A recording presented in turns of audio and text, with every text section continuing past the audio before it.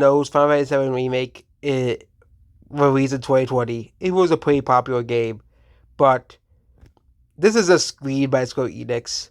So apparently they are putting a old game because Final Fantasy VII is an old game released for the original PlayStation, and it was one full game. I know people said that was like it released like 5 separate discs, but it really shows the greed of Square Enix. Okay, the original Final Fantasy VII game was one whole game. Okay, yeah, it was one whole game, and now they're spreading into 3 parts. This is absolutely pure greed by Square Enix, and it's funny. No one is, attacking Square Enix for the absolute greediness. Basically, they're trying to milk Final Fantasy VII for all it's worth, because they know it's the most popular game in the Final Fantasy series.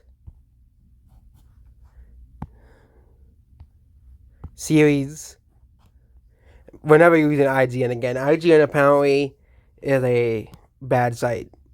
Yeah. But it really shows the greed of Square Enix.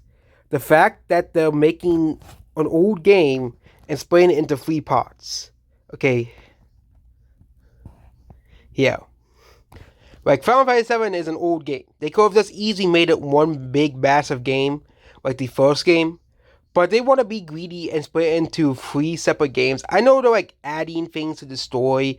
Like Sephiroth being involved throughout the whole story or something like that as well.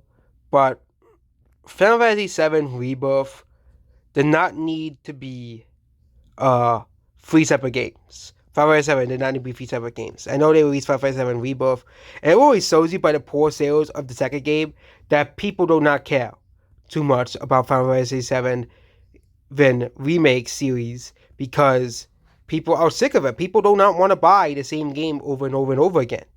Okay, they so just released one Final Fantasy VII Remake and not split it into like 3 separate parts. Okay, but again, the laziness and greed of Square Enix knows no bounds here, and it is the problem with modern gaming in general. The fact that they're splitting an old game that got released in the 90s into 3 separate games really shows you the greed of Square Enix.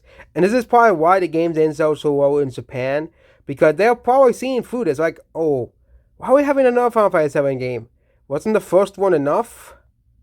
Okay, they sort of released it into one whole game. Okay, like the original game was.